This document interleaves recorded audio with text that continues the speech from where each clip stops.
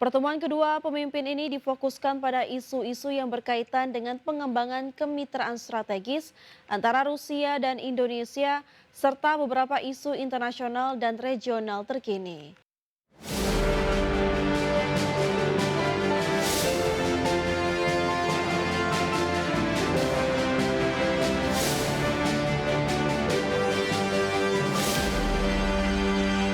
Kita ke informasi pertama pemirsa, usai melakukan kunjungan kenegaraan dan kerjasama bilateral dengan Perdana Menteri Pakistan Shehbaz Sharif, Presiden Prabowo Subianto melanjutkan lawatan kenegaraannya bertemu dengan Presiden Vladimir Putin di Moskow, Rusia.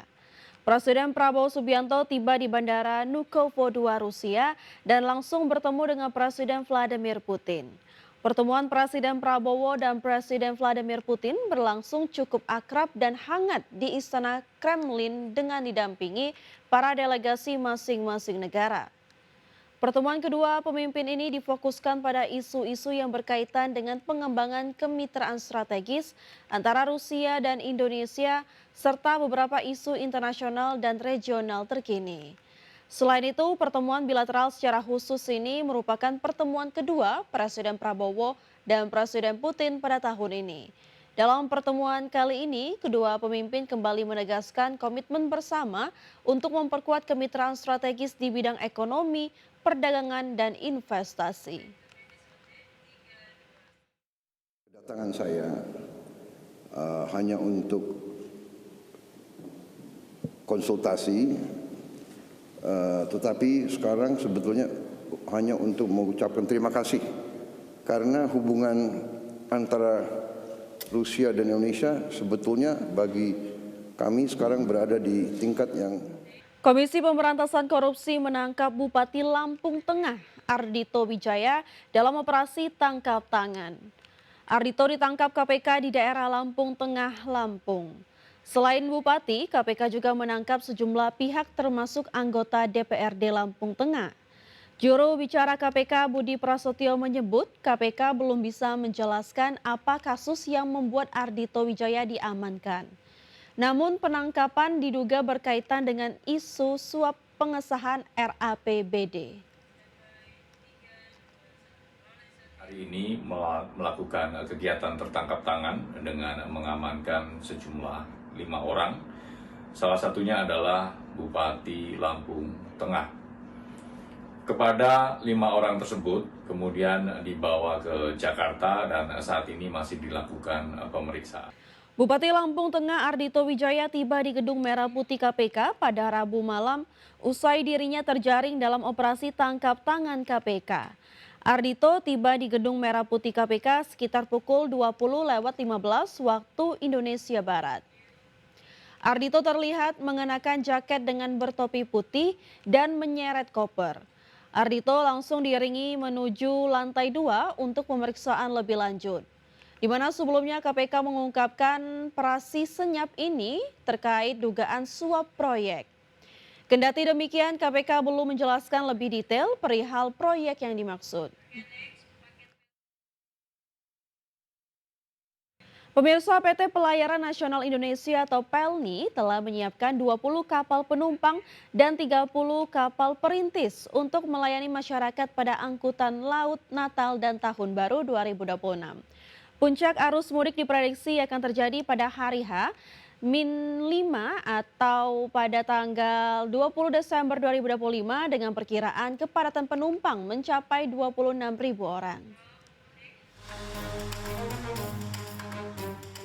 PT Pelayaran Nasional Indonesia atau PELNI telah menyiapkan 25 kapal penumpang dan 30 kapal perintis untuk melayani masyarakat pada masa angkutan laut Natal dan Tahun Baru 2026. Dengan jumlah 55 kapal yang telah disiapkan tersebut, maka ketersediaan tiket dipastikan mencapai lebih dari 639.000. Direktur Utama PELNI, Tri Andayani mengatakan penjualan tiket untuk keberangkatan 11 Desember hingga 8 Januari 2026 telah mencapai 133.000 lebih atau naik 12% dibandingkan penjualan tiket pada periode sama tahun lalu. Adanya peningkatan penjualan tiket ini menunjukkan animo yang tinggi dari masyarakat karena stimulus yang telah diberikan oleh pemerintah. Dari 10 Desember sampai dengan 8 Januari ya, Nah itu selama periode peak season ini mengalami peningkatan sebesar 12%. Sehingga bisa kami sampaikan bahwa stimulus yang diberikan pemerintah kepada moda transportasi laut khususnya kepada Pelni ini berdampak meningkatkan animo masyarakat dalam bepergian pada masa Nataru ini. Sri memprediksi puncak arus mudik akan terjadi pada H-5 atau pada tanggal 20 Desember 2025 dengan perkiraan kepadatan penumpang mencapai 26.000 lebih. Sementara puncak arus balik diprediksi terjadi pada tanggal 5 Januari 2026 dengan perkiraan kepadatan penumpang mencapai 24.000 lebih. Sementara untuk pelabuhan yang akan mengalami kepadatan diprediksi berada di Ambon dan Makassar dengan perkiraan kurang lebih 40.000 penumpang. Dari Jakarta, Riki Anwar di Tim Liputan iDXNO. Kementerian Pekerjaan Umum mengungkapkan terdapat 5 ruas jalan tol yang siap difungsionalkan pada Natal dan Tahun Baru untuk mengantisipasi lonjakan pergerakan masyarakat pada akhir tahun. Jaringan jalan tol di Indonesia juga telah dilengkapi dengan 136 tempat istirahat dan pelayanan.